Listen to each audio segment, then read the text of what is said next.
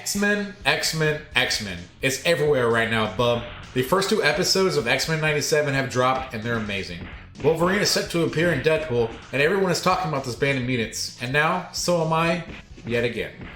I had a couple people in my X-Men Genesis review recommend this one, so I decided to jump into it right away. This game was released in North America in 1994 with generally favorable reviews. Joypad gave it the highest of a 91%, where most other reviews came in right around the high 70s. But just how well does this game play today, and is it deserving of all the praise it received over the years? Let's find out. I'll probably draw comparisons between this game and the Genesis version as we go, as that was the one I grew up playing and this game was released around the same time. I have no nostalgic ties to this one, so I'll be looking through it with fresh eyes. Right away, the story already has more development than its Genesis counterpart. The plot of this game starts with a focus on the island of Genosha, where Sentinels have enslaved mutants by the commands of Apocalypse. Xavier pops into our screen to lay down the importance of our mission, and says each X-Men needs to go their own separate way in order to stop the evil plot of world domination. In a Mega Man style pick your adventure, you're able to choose from Psylocke, Cyclops, Wolverine, Gambit, and Beast. Each has a level you must beat in order to progress to the next chapter, and you only get 2 lives with each X-Men in order to do so. This proves to be one of the most difficult aspects of the game, as if one X-Men fails then you game over. And I gamed over quite a bit in this one. Once you get into subsequent chapters, the difficulty scales down quite a bit, as you only have to progress through the chapters once with an X-Men of your choice. On your way to Apocalypse, you'll fight against Brood and her broodlings, the Tuskettes, and Tusk himself, which I had quite the chuckle about with the Tuskettes. But ultimately, this sets up a showdown between you and Apocalypse, and after beating him, I was ready to celebrate. But as we all know, Magneto needs his time in the spotlight as well. Before flying off to face against Magneto, Xavier wants us to prepare by fighting against both Omega Red and the Juggernaut in the Danger Room. Both fights were fun just based on the nostalgic factors of facing off against classic X-Men villains, but outside of that, weren't anything to gush about. Well, except Omega Red's hissing and spaghetti arms, just look how cute he looks throwing his little temper tantrums. This game continues in the same format where you pick a character and fight through Exodus and his minions, but the unique thing is each character has their own level to go through, which gives it its own brand of replayability.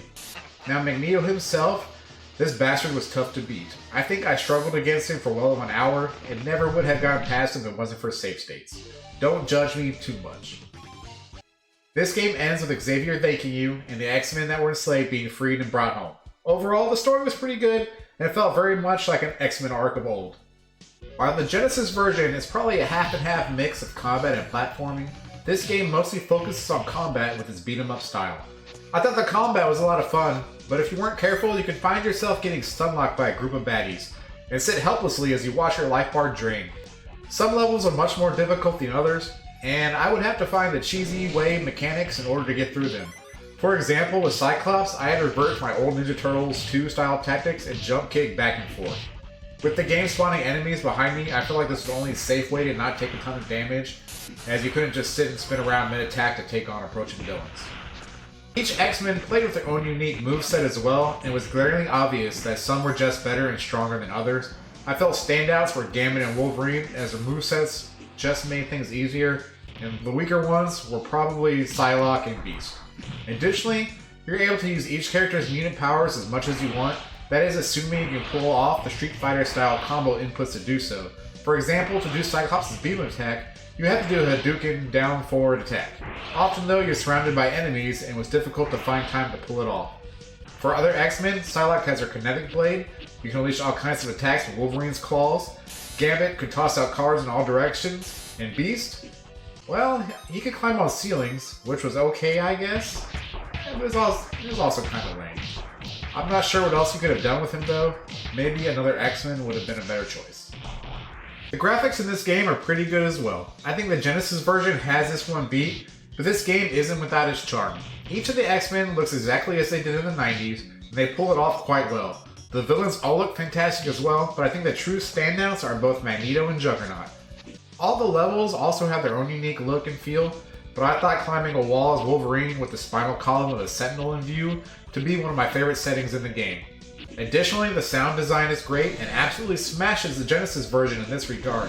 The music is fire as well, and I found myself enjoying the different varieties from level to level as I went. Though, Magneto's got a little grating, but that was probably because I started to rage a bit at that point. Looking back on my review from the Genesis X-Men, I said you could probably pass on playing it today, as it was just a frustrating game filled with cheap mechanics. This game, however, is a completely different story. I truly enjoyed my time with it, and while I haven't played every X-Men game of this era, it is now my definitive 16-bit game with this group of characters. With that said, I can easily say that anyone who's a fan of this cast needs to play this game, or anyone that is looking for a good but fair challenge on the Super Nintendo needs to play it as well. It was a blast to play, and I'm sure I'll be coming back to it in the future. If you've played this game or want to share any nostalgia based on your childhood playing this one, please drop them down in the comments. Additionally, if there's any games you want covered in the future, drop them below as well. Thank you for watching. Shimmy signing out.